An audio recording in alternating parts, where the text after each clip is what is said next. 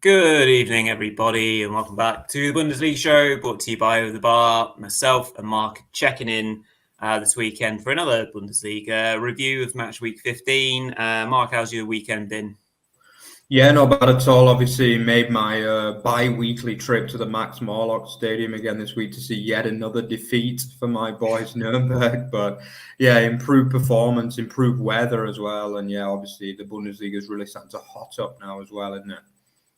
Yeah, it is. Yeah, absolutely. Well, it's supposed to be the cold season, but we've had some very warming fixtures and games over the weekend. So we'll get stuck into that in a moment's time.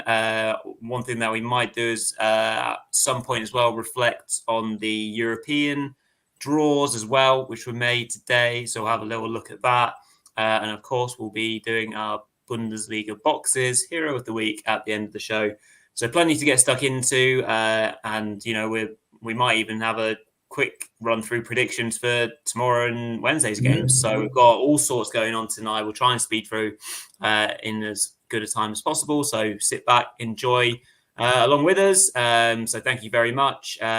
See, there's already a question in the chat from Bristol Funk about best replacements for Mailer this week. Unfortunately, it's not exact fantasy show tonight, but we'll take that into account and have a little think about what fullbacks you might be able to bring into your team as well for yourself, Bristol Funk and Evening Moritz as well, tuning in, and everyone that is watching with us.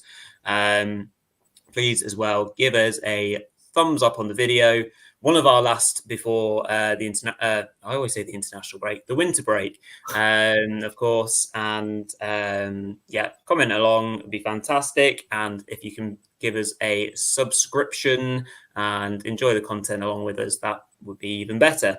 So we'll kickstart with our featured four. We'll probably do two games and then maybe have a little break with the European draw, reflecting on that, and then we'll do our final two. And of course, hero of the week and predictions. So our fourth game of the week is going to be the Friday night game, Mark, which is obviously a entertaining 2-2 draw between two teams now that are fairly locked in a mid-table perspective right now. But nevertheless, it was quite end-to-end, and I think the first 30 minutes or so, Werder really turned up and were quite impressive. Rafa Borre getting an early start with a really nice half-volleyed finish to give them that 1-0 lead. But Gladbach did grow into the game, through the influences of Olnarat, who played quite well, and Playa was industrious as well.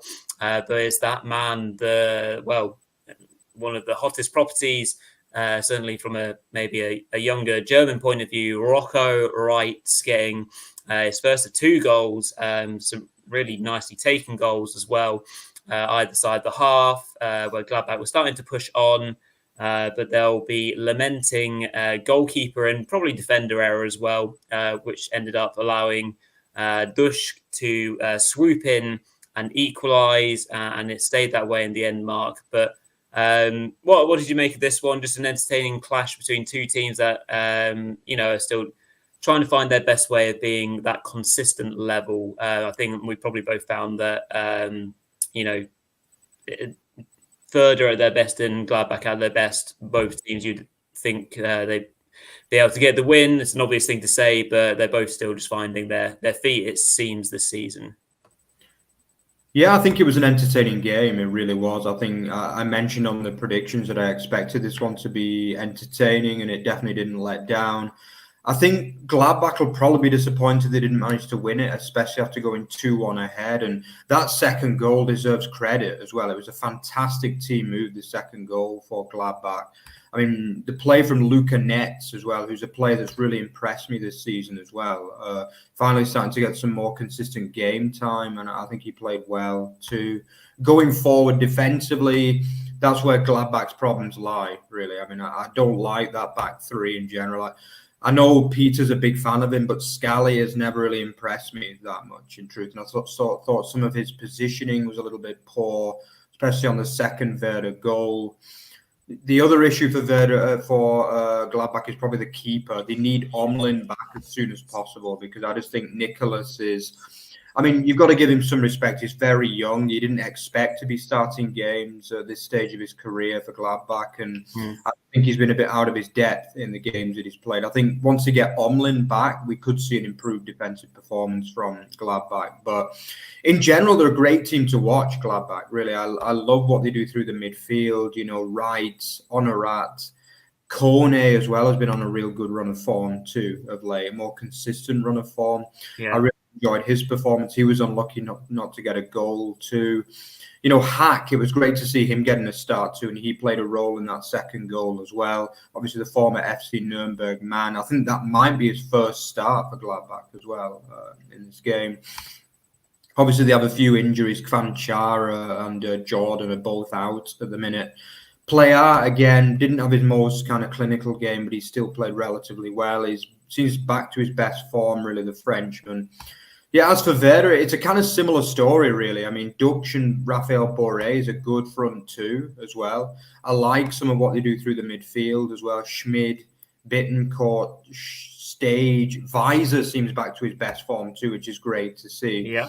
But it's just that defense and keeper situation, actually. Setterer has yet to really impress me in net for them. You know, I don't think he was at fault for any of the goals tonight, but it's just the way he kind of commands that back three, really, you know, back 3/back 5. Just doesn't really do that much for me. And I don't think it works, really. You've got Young, who's more of a kind of defensive midfielder playing in the back 3 at the minute. He's struggling for me as well. But I think all in all, it's really, I'm more positive about both of these two teams. I enjoy watching both of them play. I think both of them score goals, they entertain. You know, they also make a lot of bloopers at the back, which is also fun to watch sometimes. But I just hope that both teams can start winning more, because I think at the end of the day, 4 wins out of 15 isn't great for Gladbach, really. Let's be honest. I think the performances have been better than the 4 wins suggest. They probably should have at least 2 or 3 more wins, including this one as well.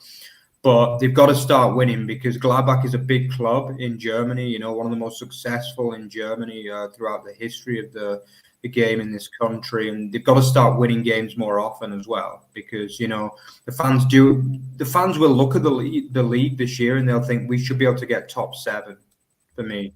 And I think unless they start winning more consistently, they won't get that. But all in all, I'm quite positive for both of these two teams. I hope they can start becoming a bit more consistent in the second half of the season. But at the end of the day, German fans want to see entertainment, and both of these two fans are being entertained this season, definitely. Yeah, no, absolutely. Entertainment is on the cards. Werder were a great watch last season, particularly, and they still remain to be the case. I'm guessing, just very quickly, Mark, obviously looking at the table, yeah, Gladbach are sitting in 11th place, only 2 points ahead of Werder, but because of results at the weekend, Werder actually have dropped down to 14th, which naturally, in the Bundesliga's perspective, is only 2 places above a relegation playoff spot. There's still 5 points separating them and Köln. I'm guessing your thoughts that they're not going to be dragged into relegation. Is more about those two. If they get consistent, they'll be pushing towards 8th, 7th, 6th sort of positions.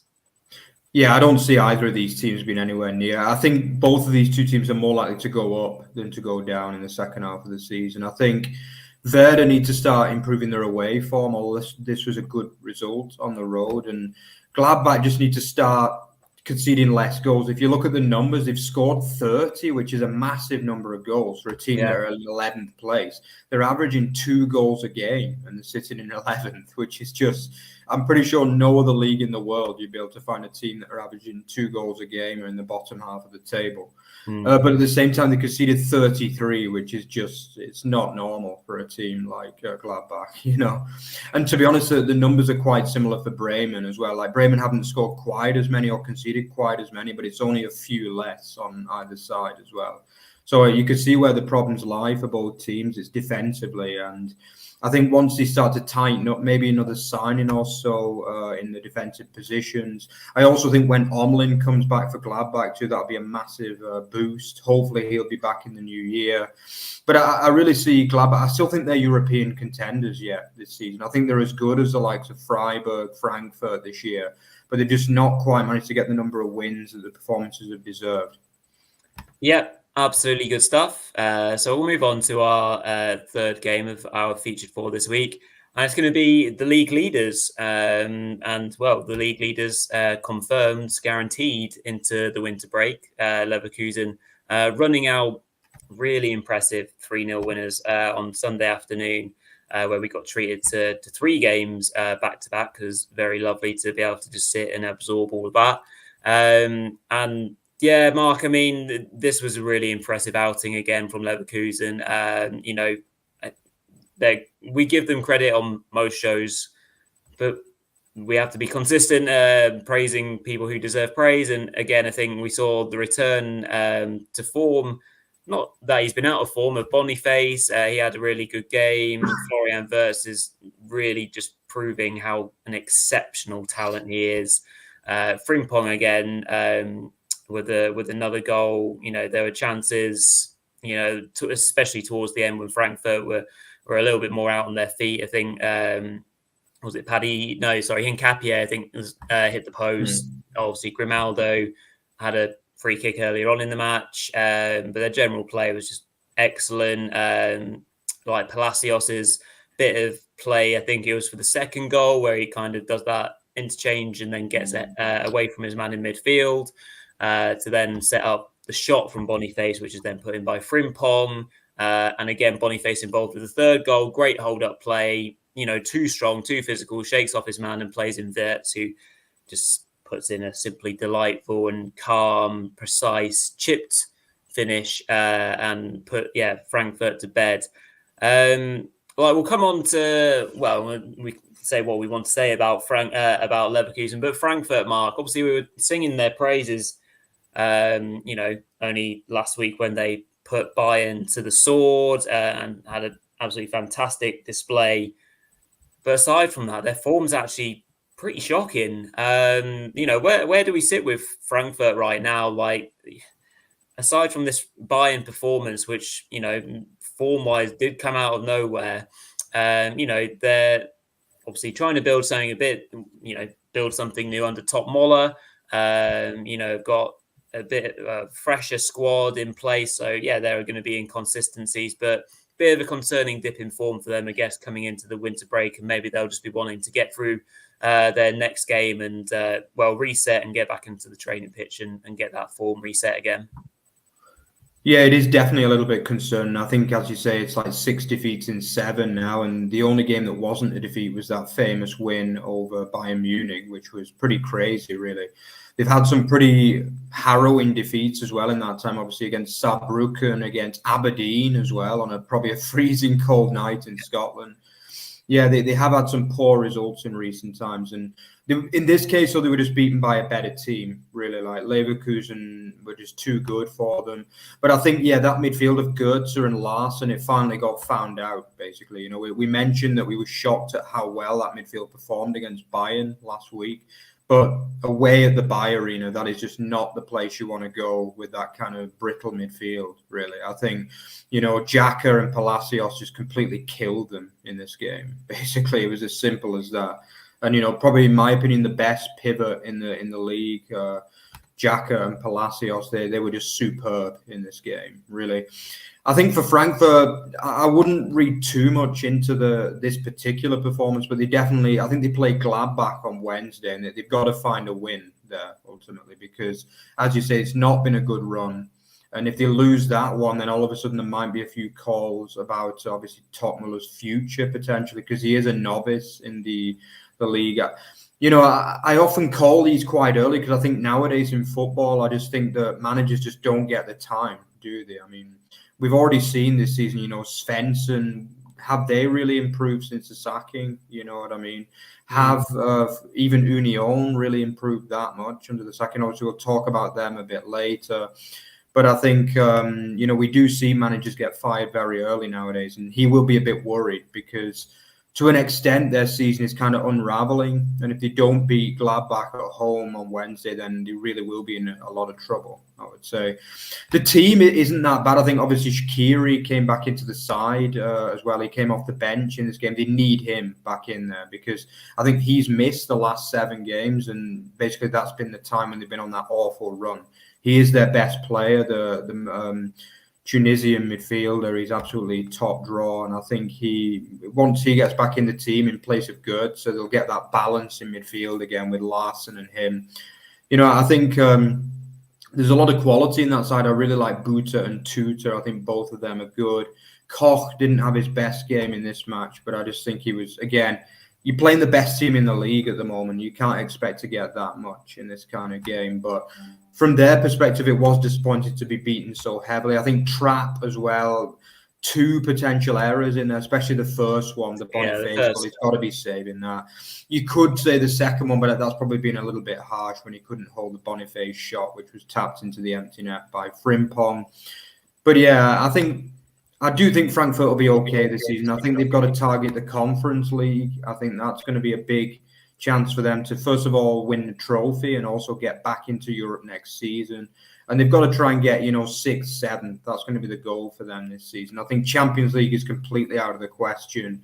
And to be honest, with the exodus that happened in the summer, so many key players leaving, I think, 6th, 7th would be a good season for Frankfurt this year. Yeah, absolutely. They've already been active in the transfer market as well, as Ballam's just picked up in the comments. Frankfurt signing, well, I'm not sure if it's confirmed on their side, but, most sources say this deal is done in the shape of Donny van der Beek from Manchester United. So, quite, an exciting prospect based on the talent that, Van der Beek clearly has and has had a really frustrating time at United. Not many players haven't had a frustrating time at Man United. But, I feel that's a really good move for him. Personally, I think that would be really good to see him playing football more regularly. But again, like for me, for Van der Beek, is he going to a team that already have enough midfielders in that position? Or, he can obviously play more, further forward as well. So maybe in front of Skahiri or Larsen, or if you want to play Goetzer in there as well. But obviously he's not the most physical player either, so you would want to play him probably more advanced position. You've got Chaibi as well, so it'd be interesting to see how they utilise him in the second half of the season. So looking forward to that. Just picking up on a comment as well from Nicholas. Alex Grimaldo has to be one of the best transfers this summer. He has fantastic quality. Yeah, couldn't be more right there. Honestly, Nicholas, he's been a revelation. His quality from set pieces, in general play, just the technique that he has when he's finishing those chances or having those shots. It's just a joy to have him in the league, and long may that continue. And Leverkusen Ballam very much alluding to. Xabi Alonso is cooking, as Mark would say. He's cooking and on full gas at the moment. Just quickly pick up a comment on from Gavin, one of our fantastic regulars as well. Hi both. BVB have been quite erratic recently, but they have a tasty home fixture against lowly minds. Are there any Dortmund players that you think are in form, looking for a differential? Mark, Dortmund players on form. Quite a tricky one to pick out there. Obviously, Julian Brand was one that me and Bruno were looking at for the weekend that's just gone. Did you pick out anyone before we move on in their 1-1 draw with Augsburg that you thought played okay? It's quite an end-to-end game for a 1-1. It did have quite a lot of chances.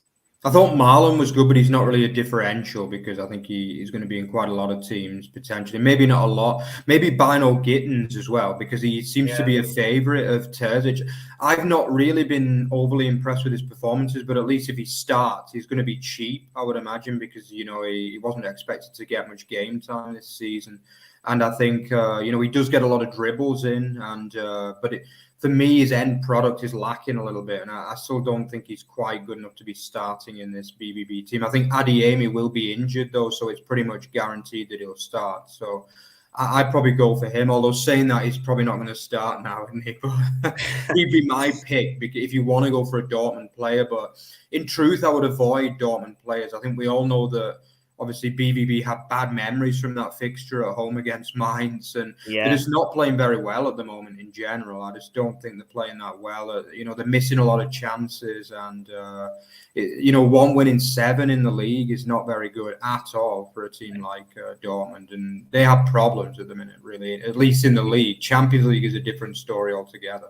Yeah, unfortunately, I think you can see that pressure being, on Terzic and the players. You can quite clearly see that they're like, we were in a title race last season. In theory, we should have won it. Why are we now struggling to even crack into the top 4? But at the moment, Gavin, that's as good as we've got.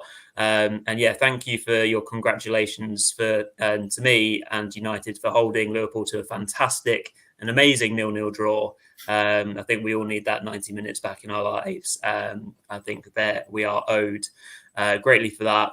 We'll just pause briefly. Some great comments in there. Thank you very much to everyone that's joining us as well this evening. Just to reflect quickly on the European draws that have happened today. So I'll quickly just run them by you, Mark, and we'll just get your opinion on them and maybe just a quick prediction whether we see these teams going through. So Champions League wise, RB Leipzig have drawn Real Madrid. Pretty tricky assessment ahead of them, unfortunately, Mark. But Leipzig have been good in Europe this season. But obviously that's what you get for not winning your group. And they're going to welcome Jude Bellingham and co to the Red Bull Arena. I mean, pretty hard one to say that Leipzig will get through this one. Yeah, they picked out the hardest possible draw they could have had because Man City were in their group, so they couldn't have got City. And I would say Real, I would say they were probably the hardest team they could have got. It is unfortunate, but I actually think that they match up quite well to Real because I think Real are they're more of a counter-attacking side from what I've seen. I mean, I'm not an expert on them because, I follow Bundesliga and then in second English football, but I think from what I've seen, they like to counter a lot more. So I think Leipzig are more of a possession team. Like the problem when they play City is that they just can't get any possession off them. So I think it's, in terms of tactics and matching, I think that they do have a chance of winning this, but obviously it's going to be hard because of the individual brilliance that Real have. That's the problem. Like Real have always been a team of individual brilliance, and now you see it. It's still got Modric doing brilliant things. Bellingham has just been absolutely insane since he went there. Basically, he's become almost like a midfielder / striker, basically over there. So. Yeah, it's insane what he's doing. It's going to be hard, but I don't think it's a complete dead rubber, really, for Leipzig. I think, obviously, the home leg will be at home, and I think that suits them in a funny way. I think if they can take any kind of win over there, obviously, away goals are no longer counting. So even if they can get a 2-1 or a 3-2, which I don't think is impossible, then who knows, But obviously, Real, I would say it's probably a 70-30 chance for Real to get through, but I don't think it's a complete dead rubber. And I actually think Leipzig are having a good season as well, in truth. They've had a bit of stick recently, but they've still won 11 out of the 16 Bundesliga games. So I think people have been a little bit harsh on them. They got through the group comfortably. Okay, they were second, but they still won 4 out of 6 games. So, yeah. I think they're settling in quite nicely. They've got until February until that tie. So, there's enough time to build something and try and get something out of that fixture. Yeah, okay. So if we're pushing ourselves for an aggregate score, I'd say probably 5-3 Madrid. What about yourself? Yeah, I go for a 2-1 Leipzig home win and then a 2-0 in Real. So I go 3-2 to Real. Okay, 3-2 to Real. Okay, what do we think about Dortmund versus PSV? Interesting one. PSV obviously going very well at the moment in the Eredivisie. But obviously Dortmund's form has been greatly, reassuring in the Champions League, and they'll see that as a great opportunity. Obviously, away leg first, get that one out of the way, maybe get a scratchy draw or something like that, and they can push using the atmosphere of the yellow wall and get themselves home. I see Dortmund being, despite their struggles in the Bundesliga, a favourite for this tie and see them going through overall. Maybe a 3-1 overall myself. What do you reckon? Yeah, I think PSV are a decent team, but I still think Dortmund, they seem to have a good system in Europe, and they've got a lot more experience at that kind of level than this PSV side. I actually think PSV have got they've won something like 16 out of 16 in the Netherlands, which is just Yeah, they ridiculous are doing numbers. well. And they got through a difficult group really as well, including Seville and I think a team from France and obviously Arsenal. But I still think BVB, they've had harder tasks this season, and I think they'll probably feel as though PSV are weaker than all the sides they face in the group, potentially, with all due respect to PSV. So, yeah, I can actually see them winning home and away, to be honest. I just think obviously it might depend, but I would go for like a 2-1 win in Eindhoven and then a 3-1 at home or something. So I'd go for like a 5-2 win. I do quite strongly fancy Dortmund to get through in this tie.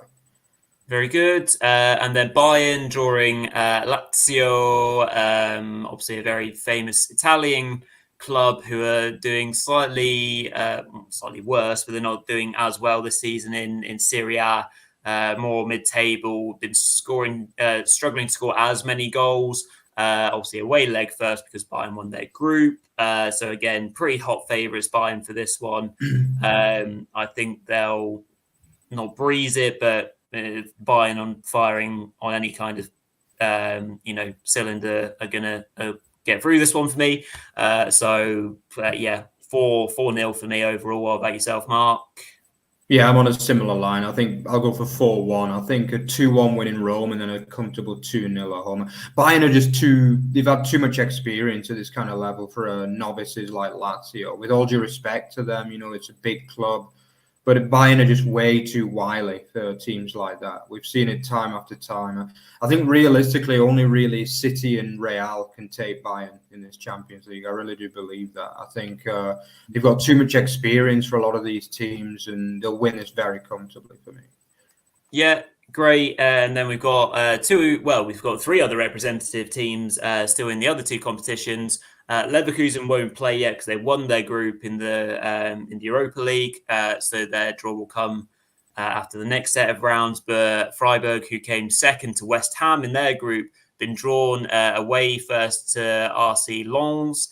The French side, who again I think they're in fifth or sixth in the French league, Mark. So I think this will be a good tie. Actually, I think both teams will run each other very close and. Again, it'll just be a case of maybe Freiburg trying to use that home advantage in the second leg to push them all the way through. Naturally, for them, it's going to be maybe about being able to score enough goals because that's one thing they're seemingly struggling with a little bit. Obviously, they got past Köln at the weekend. So are we saying that they might squeak through? Yeah, this is a real fun tie. I like the look of this tie. It's two traditional clubs, and I think this is one that I'll definitely be looking to watch as well. Maybe even a watch along for one of the legs of that, because I think both teams have got amazing fans too. I think Lens have actually got a real proper fan culture over there. They get great crowds and real good ultras and things. I hope I think it's literally a 50-50 dead heat tie, this one for me. I think, but given Freiburg's recent form in Europe, which has been really, really good in the last two seasons, I think only Juventus, who are obviously European stalwarts, really, were able to end their run last year. Was it in the last 8? And I think I can see them just getting through due to a bit more experience in knockout football. So I think it'll be maybe even 2-1 to Lens in France, and then maybe either 1-0 penalties or 2-0 to Freiburg in Germany. But I think they might just creep through this one either on penalties or by an odd goal, I think. Yeah, grand. And then our other draw involving a German team is Frankfurt, who've been drawn to the Belgian side Union Saint-Gilloise. Who are top at the moment, I believe, and doing a really good job. And they've thrown in some really historic and big European performances, have Union. So I think Union played Union last season as well at one point, which is most pleasing on the eye. Again, we've just been talking about Frankfurt. The way that they're playing now is obviously not ideal, but they've got a bit of time to get themselves sorted. And again, they are a good cup team. So do we think they can get themselves together and get through this one? This is a hard tie. I think it's one of the harder ones they could have got, actually, because Union Saint-Gilloise, despite not really being the most famous team in Europe, I always call them the Union Berlin of Belgium, basically, because their rise has been similar. They got promoted after like years outside the top flight, then they got in the Conference League, then the Europa League, and they'll be looking to get in the Champions League potentially next season, which is very possible. I hope Frankfurt can improve by then, but on current form, I would actually go for Saint-Gilloise, unfortunately. But I'm going to be optimistic, and I do believe Frankfurt play better in Europe generally. They just seem really, and the home support will be massive for that second leg as well. So I'm going to go for them to get through, but they need to improve the form. If They do do. that. Yeah, they need to indeed. So yeah, we look forward to all those ties, and good luck to all the Bundesliga sides representing. Of course, they'll be wanting. All Bundesliga fans will presumably be wanting strong performances to help with the coefficient rankings, so that hopefully our Bundesliga boys get that 5th Champions League spot for next season. It might, really open things up.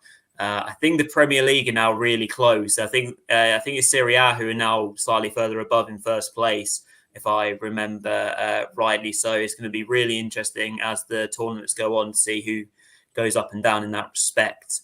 So anyway, we'll finish our top 4 featured 4 games, and we'll now reflect on the Sunday evening big encounter, the Süd Derby, the Derby of the South. As Bayern took on Stuttgart and most clinically and impressively put the away side to bed. Nicholas, we'll come to your question actually about Pavlovic, because I want to talk about him a little bit as well. But Mark, I think quite a lot from watching it and then reading about the game subsequently, quite a lot of people were impressed by this Bayern performance. Were you as impressed as well? Extremely, yeah. I thought it was their best performance of the season, actually. Yeah, against the quality of opposition. To be honest, when I first saw the team lineups, I was actually worried for Bayern because no Kimmich, no Goretzka, like that was insane. That was a shock that nobody expected. And obviously, this young man Pavlovic coming into that midfield, and I was thinking, why isn't Lima in the midfield? Are they going crazy or something? But obviously, Thomas Tuchel really likes him at fullback. He adds a little bit more defensive solidity to that the team. I would still prefer him in midfield personally, but it just seemed bizarre in some way. He did a good job against Zurich, though, to be fair. He did. He really did. He is a good right back, but yeah, it's just I just really like Lima. I think as people that have watched this show for a long time, they know that I'm a very big fan of Lima. Like, I just think he's a great player, really, and probably underrated too. In many ways, he's been a great signing for Bayern this season wherever he's played. But yeah, I mean, Pavlovic definitely deserves credit. Like that, the way he swings in the crosses and his overall performance was just superb, really. And he could be the latest of a long line of Bayern Munich legends that have been come through that system. As we see, obviously Thomas Müller getting older now, it's probably going to be his last or second to last season, I would imagine. This. And obviously, yeah, the performance for Bayern was superb, though. Really, it really was, and it looked like men against boys, which is always a fear that could happen when Bayern Munich play. But I think they might have been buoyed on by the fact that Leverkusen obviously went into the game with a 7-point advantage, even though they had 2 games in hand. 7 points is starting to get a little bit, scary, and they realized they needed a performance here because. Stuttgart are a good team, even though they didn't really look it in this particular game, just because they were out-tacticked and outclassed by the masters, really. Do you know what I mean? Your team, Rory, you got done by Bayern on Tuesday and then done again on Sunday by... One thing I've got to say about Bayern as well, I've been very impressed with the Kim-Upamecano partnership the last 2 games as well. I think Kim... I was actually starting to doubt Kim a little bit after the game against Frankfurt, but for me, these have been his best 2 performances. I watched the game on Tuesday night, and I thought he was superb against United, as was Upamecano, and they backed onto that form as well in this game. So it's going to be interesting to see if they can get that consistency. I think they do look better with Lima in the team, whether he's at fullback or in midfield. Lima needs to be on that pitch every game, basically, for me. There's no question about that. Yeah, Musiala was back in form. Kane, I actually thought it wasn't his best performance in a weird way. His goals were quite easy, really. Yeah. His goals were easy, but it's still a double, and that's why he's such a great player, because he can get 2 goals even when he doesn't play at his best. But yeah, things look, and Davis too. Of course, I've got to mention him. This was his best performance of the season by a long way too. I felt he was very good after he's not had his best season. I just feel as though Bayern, despite the result last weekend, that was a blip. I think I said it at the time, and I maintain that it was a blip. They've been very good this week in the two performances, especially defensively, which is a big improvement for Bayern because that defense has been questioned a bit this season, but things are looking good for them again. Obviously, they go to Wolfsburg on Wednesday night. If they win that, then I'd say it's been a good half season for them, really, despite not being top of the league and being out of the cup, obviously. Rory, did you agree? Do you think they were that good, or do you think it was just a case of your boy Stuttgart finally putting in a poor performance for the first time this season? I don't think Stuttgart were poor, to be honest. I just think that, like you say, Bayern were excellent. Obviously, the Nubel, mistake or decision that he makes early on in the game puts you on the back foot in the Allianz Arena early doors if you 1-0 down. That's regrettable. I think that there might have just been a few nerves, to be honest, because obviously they've played so many big games recently, beating Dortmund, drawing with Leverkusen, and Dortmund again in the Pokal. And they've obviously had to have those levels so incredibly high against great teams. So I just think, you can't make those mistakes against Bayern. And, from that levels point of view, you've got to be at the top of your game. Unfortunately, not everyone was. And Bayern just did a number. Guirassy couldn't really get in the game as much. Furyk and Mittelstädt did okay. They've got a really good relationship together. I think Mittelstädt has really improved as a player. Slotted into left back so well since Ito got injured. I think he still played okay, but we just looked a little bit ragged. The odd mistake, but we had so much possession as well. But I think Bayern were quite happy with that as well. So it was a bit maybe more of a choice by Tuchel to allow us to have that sort of possession. But either way around, we still played some good stuff. But yeah, Bayern definitely the better on the day. To Nicholas's point, Mark, really interesting one. What are your thoughts on that? I mean, Pavlovic moved the ball really well. His set pieces were exceptional. We looked quite vulnerable from that point of view. And in there with Guerrero as well, you kind of were thinking at the start of the game, okay, we could be onto something here. But yeah, they both played really well. But Pavlovic, I thought, neatened things up and was, progressing the ball really well. You agree and share the same thoughts as Nicholas? Yeah, I really do. But whether it'll happen, I don't know, because I think like Kimmich is almost like a kind of royalty at Bayern Munich. You know what I mean? Whenever he's fit and ready, he plays. But I totally 100% agree, Nicholas. I don't know if you've watched the episodes before, but I've been quite critical about Kimmich this season, which is not really been going about like the social media and stuff very much. But when I've watched him, I've been underwhelmed by him. And I agree that his build-up has been slow, and he seems to be doing a lot of rash stuff this season as well, like that red card he got against Darmstadt. And he looks frustrated to me. Obviously, there's been a lot of talk that he wants to play further forward as more of an attacking midfielder in the kind of Musiala role, maybe. But, for me, it's not really his position, in truth. And he's better just, rolling his sleeves up and just saying, look, I'm more of a, all-round midfielder, and that's my position. And I don't think he's had a good season at all, Kimmich. I really don't. But not many people are talking about that. But I think you saw the fact that that was probably their best performance of the season without Kimmich in the team, and that's quite telling for me. I would also say actually the two best performances of the season, obviously, if you include the Dortmund away game, which was probably on par with this performance or even a little bit better maybe. He also didn't play that game too. So, these are telltale signs, and I don't think it should be a case that Kimmich is royalty at that club and that he's guaranteed to start no matter what. I think Tuchel has got to show some bottle now and say, look, Pavlovic was better than what you've been recently, and he gets to start on Wednesday for me. Yeah, absolutely. And then just on Gavin's question, which Bayern defender impressed you most? Well, they all played pretty well, to be fair, didn't they? I mean, you can never guarantee that Lime is going to start right back all the time, but he probably at the moment is showing the way that he's playing. But from a points perspective, it's hard to really say. Kim looks so dangerous from set pieces now. His physicality's picked up. I'd probably say Kim was the most impressive, certainly in that particular game. Mark, would you agree? Yeah, Kim, as I say, the last 2 games has been ridiculous, really. I don't know if you guys watched the game against United, but wow. Also, Upamecano in that game was an absolute beast. Some of the tackles he was putting in. But I would agree, Kim was what I'm really starting to. These 2 performances have changed my mind on him a little bit.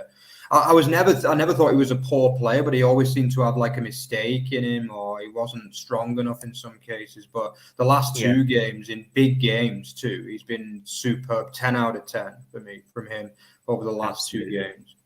Yeah, brilliant stuff. And so our first game from Featured 4 of this weekend, we're giving our due credit to VfL Bochum, who ran out 3-0 winners against Union Berlin. This was a really important game for both teams, Mark. But from the first whistle, I thought Bochum were excellent all round the park. They had the better of the first half, and they got that really important goal. I think getting that goal gave them a real confidence boost, and maybe took the wind out of Union's sails a little bit, because they probably thought that they had got into half-time 0-0 and then would maybe be able to react a little bit better in the second half. But that Asano goal from a corner, good in swinging corner. I forget the player who went up for the header originally, but it kind of gets half blocked and loops up in the air. And Asano, who's been a player that myself and Mark not been so happy with so far this season in terms of performances, lashed it in on the volley. Really good finish to put his side 1-0 up. And then the key second goal was Pacienza's goal. So 2-2 for him.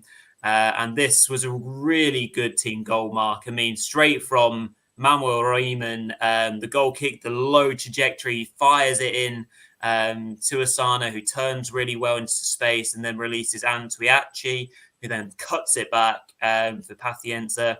Not the most cleanest of finishes, I think you'll ever see. Not entirely sure he meant to do it, how he did. He kind of kicks the ball into the ground, loops up, and it still goes into the left-hand corner of the goal.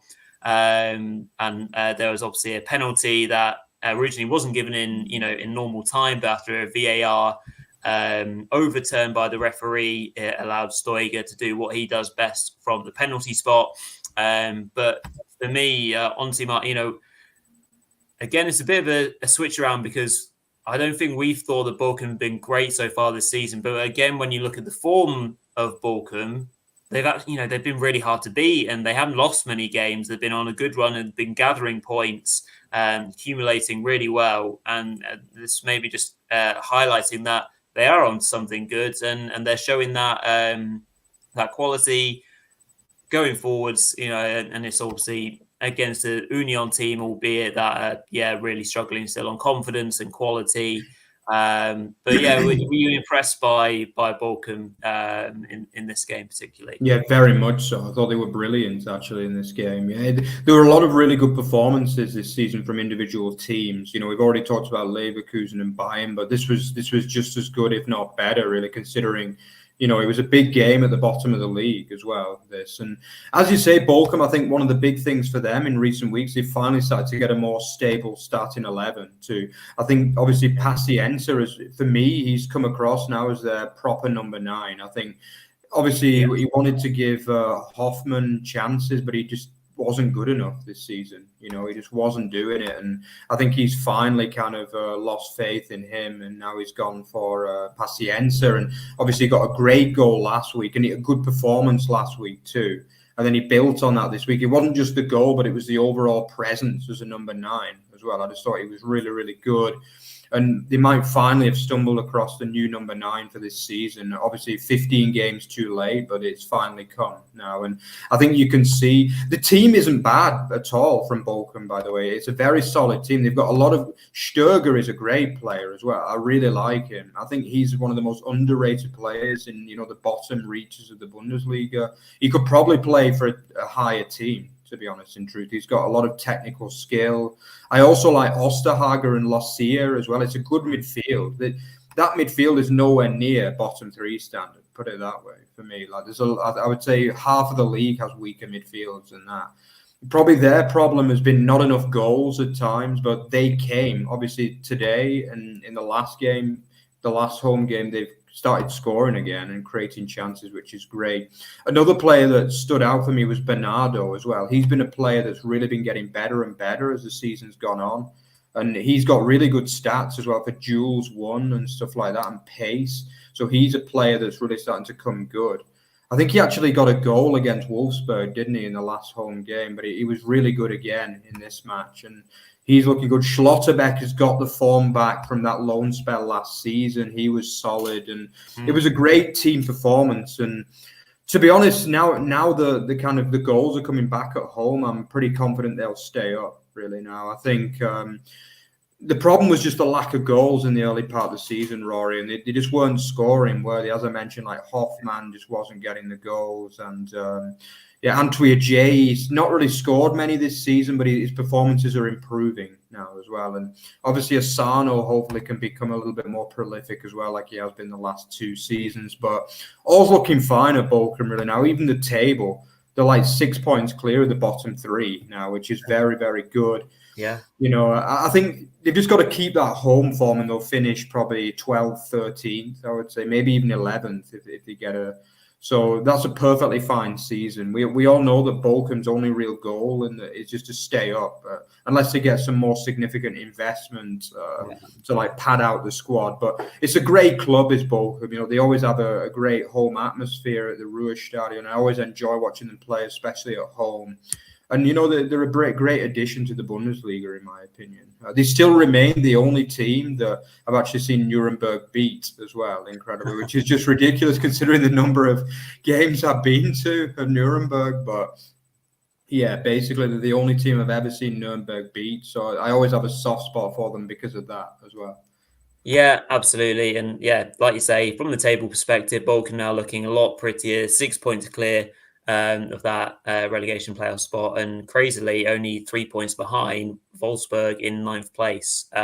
So that just goes to show how tight it is, particularly in the middle. There's a little bit more now of a gap developing, Mark, between that 14th and 15th spot, which has been held by Union Berlin. Obviously, they got that really important win last week, but back to unfortunate, loss and quite outplayed in this sense. And so we're starting to see now more of a bottom 4 than that kind of bottom 6 or 7 that we had with Heidenheim and Bochum starting to get those points again.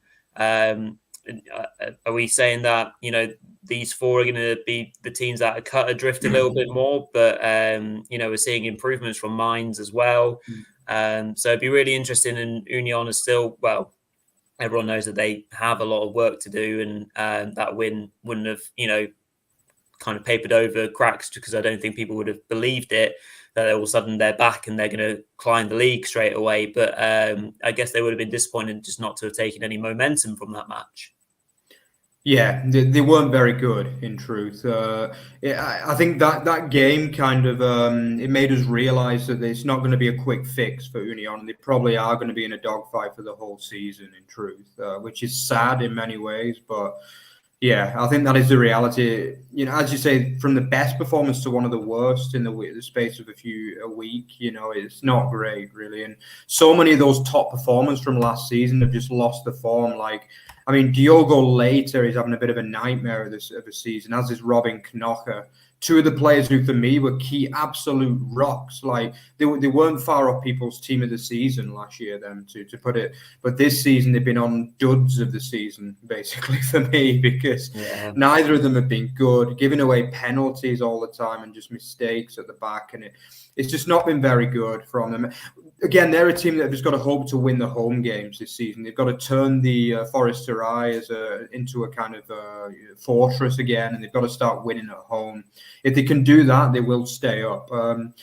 They're the more likely one to stay up out of those 4 for me, simply because they got the best squad out of the 4 as well. And obviously it is Union, and Magic's never far away from that club, let's be honest. So, and I think Mainz are just the mystery of the year. Like, they just cannot score. They're like, Mainz every game is like me when I watch Nuremberg at home. They just cannot score to save their lives, basically. Like, every game they create like between 2 and 3 XG, and they never score. basically. It's just absolutely bizarre. And until they start scoring, they will go down. But performance-wise, they're definitely a lot better than Darmstadt and Köln, put it that way. But they just can't score. So if that continues, they are going to go down. And as you say, a gap is starting to form now. And, realistically, they might have to accept the playoff this year, I think, Mainz, which is not ideal for a team that have been mid-table the last 2-3 seasons.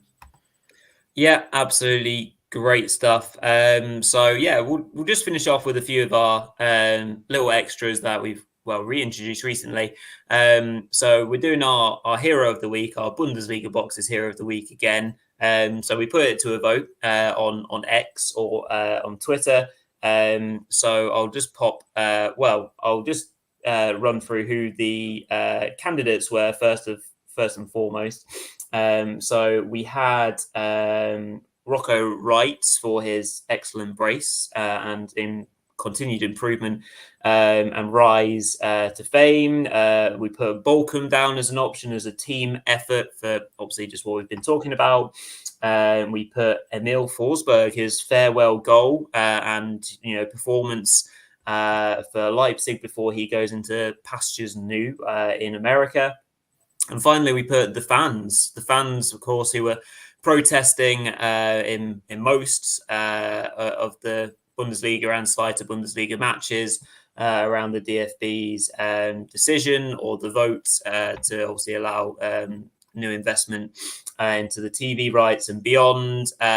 So I can announce and say the winner of the poll on Twitter was Emil Forsberg. So obviously everyone feeling a little bit sentimental this weekend, and maybe the vote was picked up by quite a lot of our RB Leipzig fans and followers. So well done to Emil Forsberg. He's obviously been a great servant for Leipzig, Mark, and it was perfectly timed because obviously he got his goal, and then I think only a few minutes later they announced his move to obviously the sister club, the New York Red Bulls, very shortly afterwards. So yeah, it'd be a shame to see the Swede move on, but obviously Leipzig moving players on as well. So we wish Forsberg well in the future. So yeah, well done to him. We'll see who gets the next Bundesliga Boxes Hero of the Week for a final review show. So that's pretty much it, unless you want to run through the games we've got coming up tomorrow. Yeah, let's do it because we've done every other round, so why not do it? Yeah.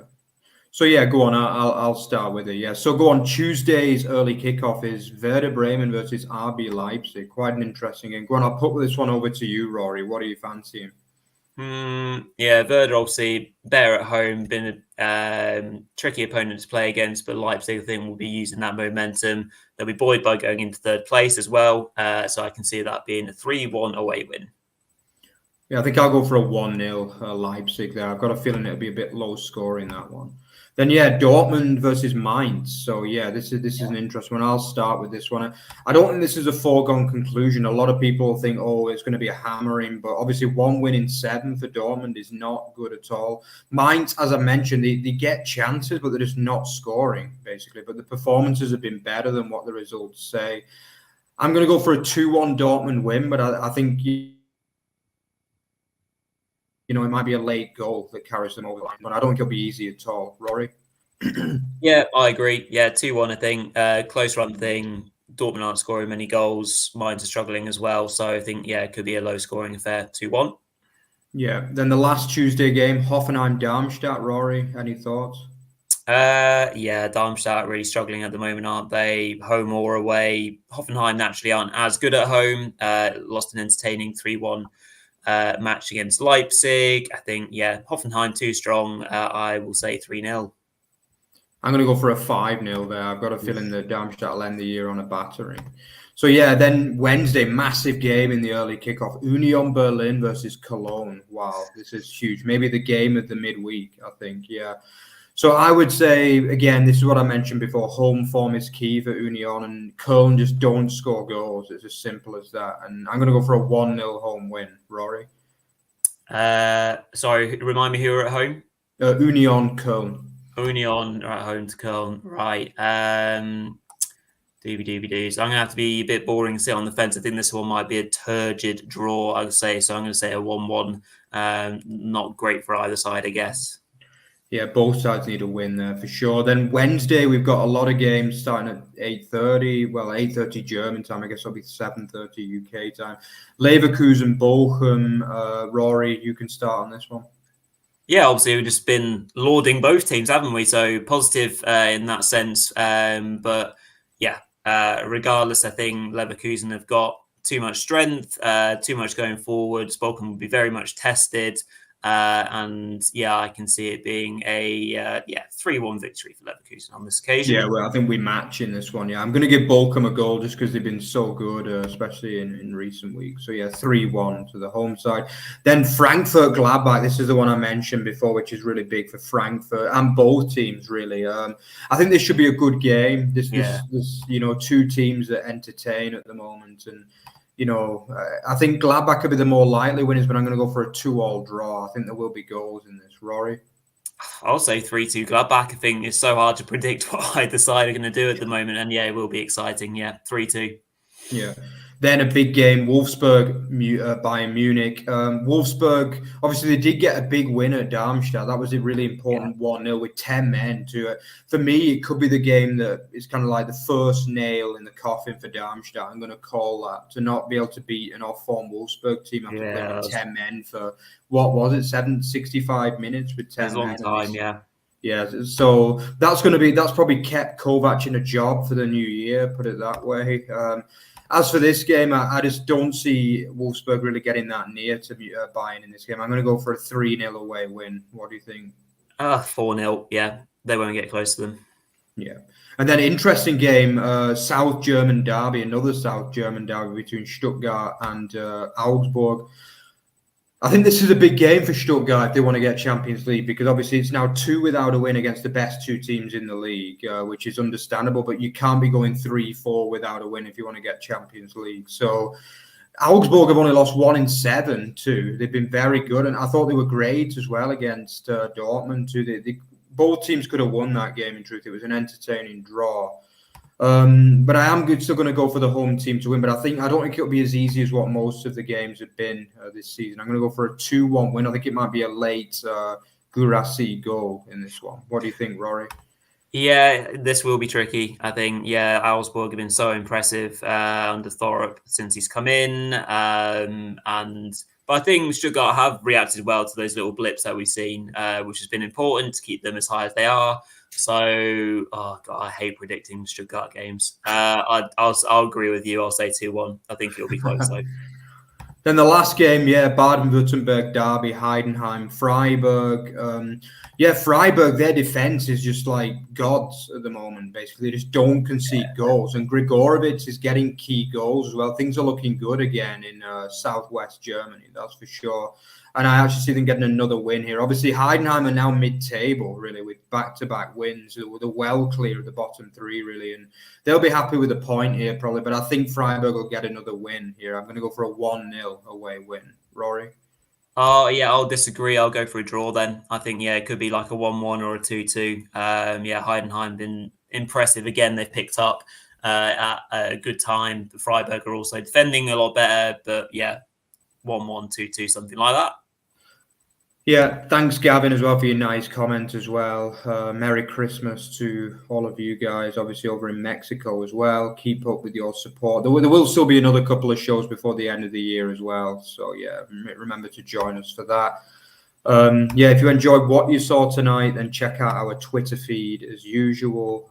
Over the Bar being Over the Bar Extra. And also, don't forget to like, comment, and subscribe. We're nearing our next 100 milestone as well. So keep up with that. Keep subscribing. And, enjoy the last match day of the Bundesliga as well. And then, obviously, we'll be back for a review for that as well. So, see you then, guys. Bye.